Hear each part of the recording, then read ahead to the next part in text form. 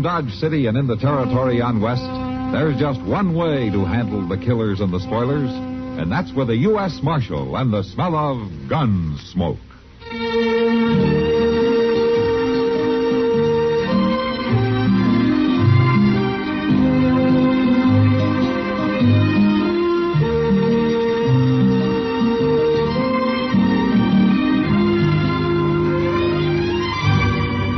Gunsmoke, starring William Conrad. The story of the violence that moved west with young America. And the story of a man who moved with it. I'm that man. Matt Dillon, United States Marshal. The first man they look for and the last they want to meet. It's a chancy job, and it makes a man watchful. And a little lonely.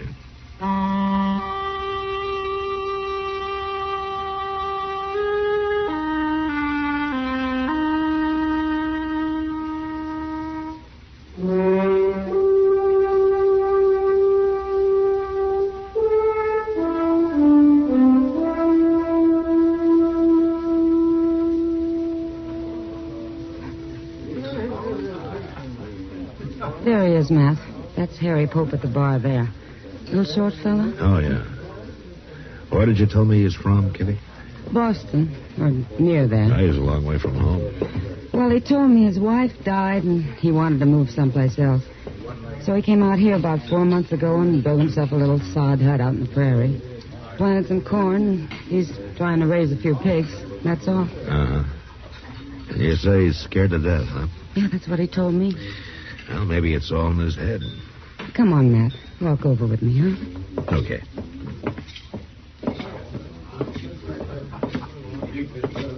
Hello, Miss Kitty. This is Marshal Dillon, Harry Pope. How are you, Mr. Pope? Well, nobody ever called me Mr. Marshal. No? All right. Kitty here tells me that you've been kind of worried lately. Well, it's the Indians, Marshal. They come scratching around at night, and they hoop and holler some, too. Oh? Tell me, do they do this every night? No, sir, but maybe once a week they do. Uh-huh. What makes you think they're Indians? Well, I can hear them, that's why. I've got a good stout door, or they'd have been in on me long ago. Look, Harry, if what you've been hearing was Indians, you'd have been done for a long time ago. Indians just don't scratch around at night, and they don't come whooping and hollering either. Now, you probably heard talk about Indians, and you're scared of them, and well, it's probably your imagination that's done the rest of it. No, sir, they're Indians, all right. They're right there. I can hear them talking. Then why don't you shoot them? Well, I don't have a gun. Then maybe you better get one. A man needs a gun out here. But if I kill any of them, don't you think they'll go after the whole tribe? No, Harry, I don't think they will. Well, all right, Marshal, I'll try it. I'll get me a gun today.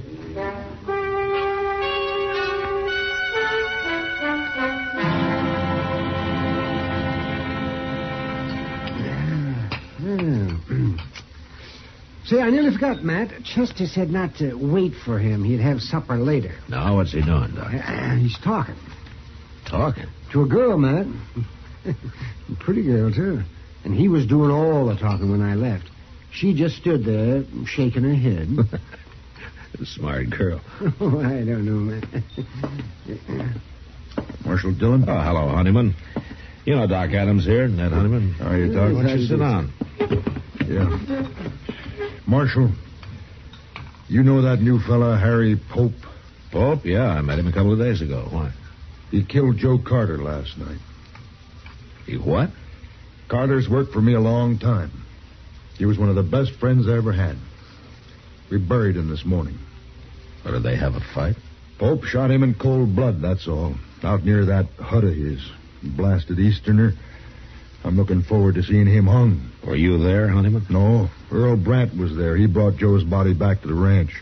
Brant works for you, too, doesn't he? Yeah, but not as long as Joe. Now tell me what happened. I did. Pope murdered Joe Carter. They were riding by that dirty little sodbuster's hut last night, and he come out and shot Joe and killed him. Maybe it was a mistake, Honeyman. You don't kill men by mistake, Marshal. Now, are you going to arrest him? Well, I'll ride out there first thing in the morning.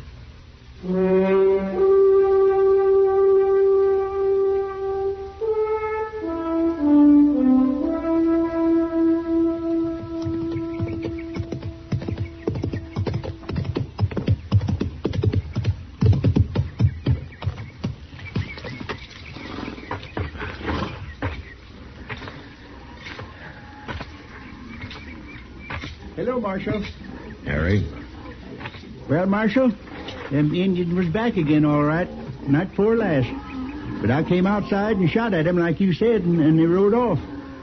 And I just hope the whole tribe don't come after me now. Harry, how many Indians were there? Just two.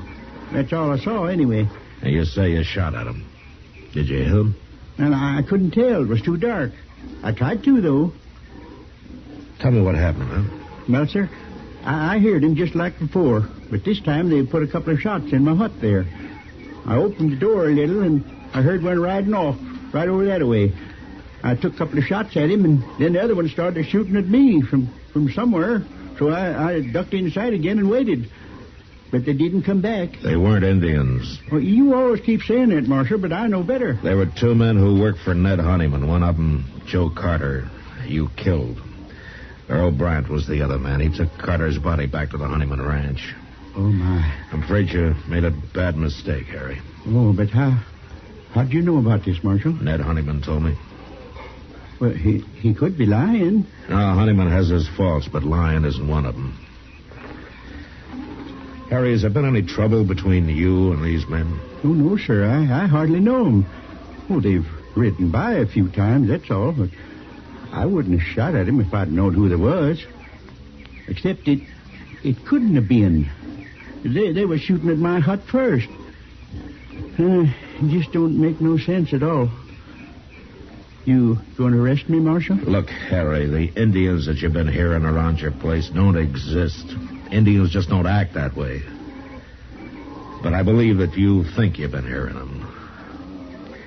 Now, maybe it's getting worse with you, and so the other night you heard those men riding by and you just started shooting. You think I'm crazy, don't you? Well, I don't think you intentionally murdered Carter, if that's any help. Then you ain't going to arrest me? No, I'm not. Not now. I'm going to talk to Brant and Honeyman. But in the meantime, don't get scared and try to run, Harry. Because you wouldn't get very far. All right, Marshal.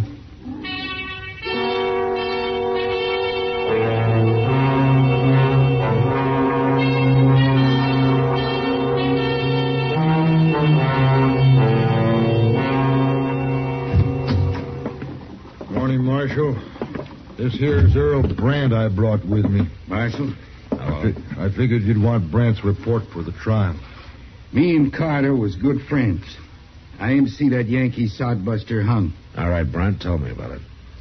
Well, there's nothing to it, Marshal. Me and Carter was riding past his place, and he come out and started shooting at us. He killed Carter.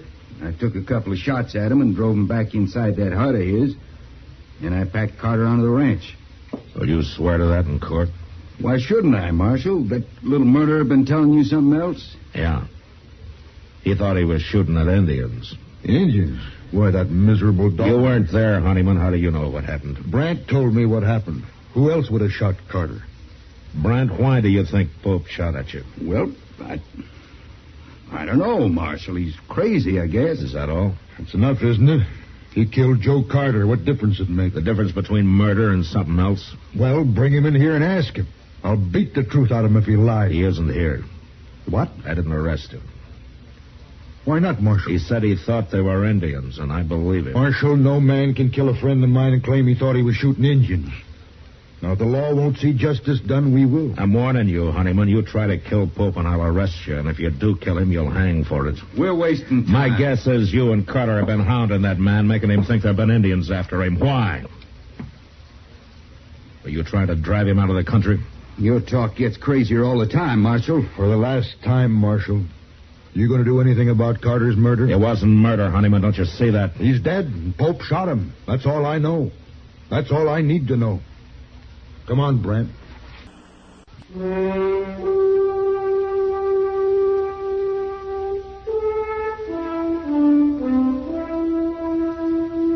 afternoon, I rode out to see Pope. It was a bad situation, and I did a lot of thinking about it. There was only one solution I could figure out, and I wasn't sure that would work. I found Pope weeding a few miserable rows of corn that he'd planted out in front of his hut. Well, you told me a lot, Marshal, but I don't understand it all. Look, Harry, I don't know why they did it, but Carter and Brant were the Indians that you thought you heard. I know. You what? Well, I figured that you know what Indians are like and that you wasn't lying to me, so it must have been Carter and Brant. Oh. Look, Harry, Honeyman and Brant want you arrested. They're threatening to take it into their own hands. I see. Listen, you're not going to like this, but... Well, it'd be better if you left here. Now, it isn't your fault, but you got enemies now, and you'd be a whole lot safer somewhere else. No, I won't leave. Let him come. I'll fight it out with him. That'll just mean more bloodshed. And like you said, Marshal, I ain't done nothing wrong. The man's got a right to defend himself. I know. But you won't have any peace here. I won't leave, Marshal. All right, Harry. But think it over anyway, huh? I have. I'm sorry about this. Thank you, Marshal. So long. Goodbye.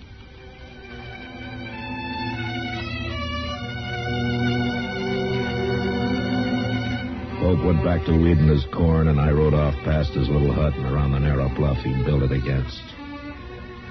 I'd gone maybe a half a mile beyond when I heard 2 rifle shots behind me. I turned and raced back to the bottom edge of the bluff where I dismounted and walked up to where I could see around it. And just then I heard a horse coming along the trail, and I stepped back and waited. Whoever it was had passed within a few feet of me.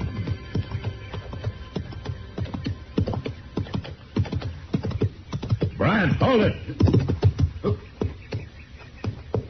Don't shoot. Just keep your hands up.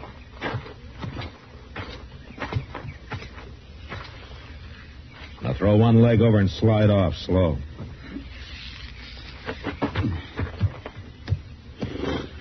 How long you been here, Marshal? Turn around.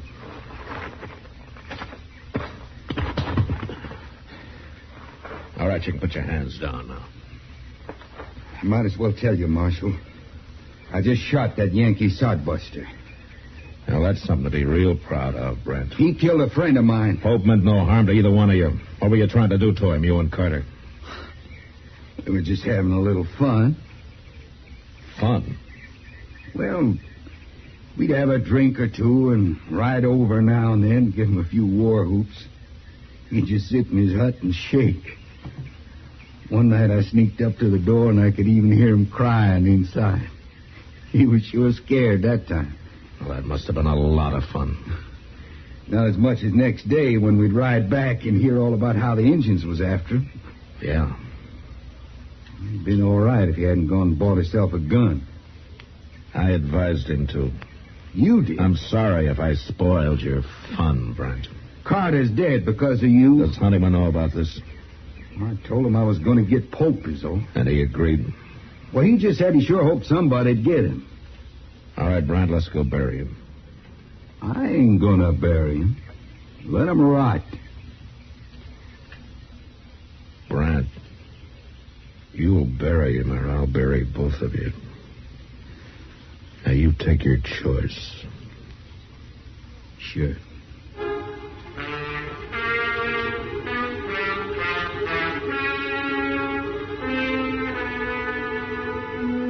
It was too late to try to teach Brant anything, but Ned Honeyman was a different matter. I wanted to be sure he understood what really happened. Otherwise, he'd spread the word against me and against the law, and there were a lot of men who'd be glad to listen to him. We buried Pope near his little hut and then rode on into Dodge. I kept off Front Street and rode up to the jail from the rear.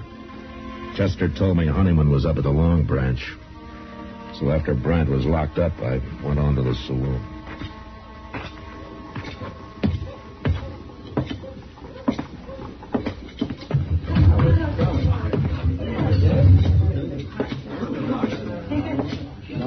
Hello, Honeyman. Honeyman.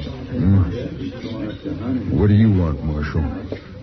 I've been talking to Brant. He's told me the whole story. Where is he, anyway? He told me that he and Carter had been having fun, as they called it, with Pope, making him think they were Indians. I don't believe it. But even if they had, is that reason enough to kill a man? Pope was acting in self-defense. He wouldn't have shot Carter otherwise. It was a mistake, but Carter brought it on himself. I don't believe it. Honeyman, do you want law in this country or don't you? Well, maybe that depends on who's representing it. That doesn't matter. The law's the same. The law says you can't kill a man and go free, doesn't it? It says you can't murder a man. Who decides which it is, Marshal? You or me? Well, I'd like you to decide this time, Honeyman. All right, Marshal. Go arrest Pope and get him hung. That's how I decided. Pope's dead. You wanted him killed. He's been killed. What do you mean? You said this morning you'd take justice into your hands, didn't you? Well, yes, but... He was out weeding that little patch of corn of his he planted, and he took 2 rifle bullets in the back. Who did it? Are you satisfied, Honeyman? Is that how you wanted it? Well, All Pope had was a sod hut and a few pigs. He didn't know what this country was all about. He might have learned, but your friends got him so scared that he'd sit in his hut and cry. But, Marshal, And then one night he loaded his gun and went outside to fight. It took a lot of courage, Honeyman, for a man like Pope, but he did it. And the day I told him that he'd better leave his place, that you and Brant had threatened him and had given him trouble. What'd he say? He said he wouldn't go. He said he'd stay and fight. He didn't get a chance to fight. What's a man like Pope know about protecting himself? Brant Shot him in the back twice. And all Pope had in his hands was a hoe. Marshal, I don't know what to say. Brant's in jail. I'll see him tried for murder, and he'll be hung. I guess I'm as guilty as he is. You could have stopped it, but you encouraged it. You wanted justice done, Honeyman, and fast. I didn't understand. You didn't take time to. The law was too slow for you. Well, the law is new out here, Honeyman, and sometimes I think the only time people want it is when it seems to act the way they'd act themselves if there weren't any law. But it won't work that way. According to the law, you're right or you're wrong, you're guilty or you're not guilty. Well, people out here are having a hard time accepting that, but there won't be much law till they do. And men like Pope will go on dying, no matter how many Brants get hung for it. Marshal, I'm not very proud of what happened. Would it help the law if I get up in court and take my share of the blame for this? I don't know, Honeyman. But it might. Then I'll do it. Good. Good night, Marshal. Good night, Honeyman.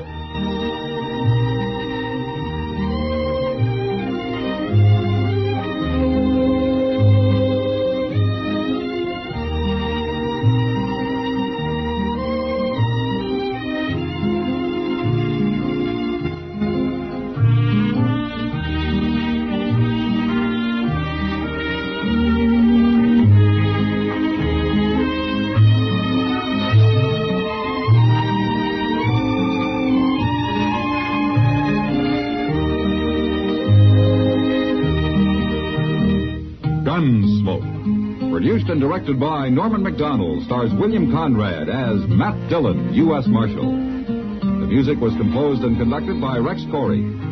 Sound patterns were composed by Ray Kemper and Bill James. Featured in the cast were Parley Bear as Chester, Howard McNear as Doc, and Georgia Ellis as Kitty.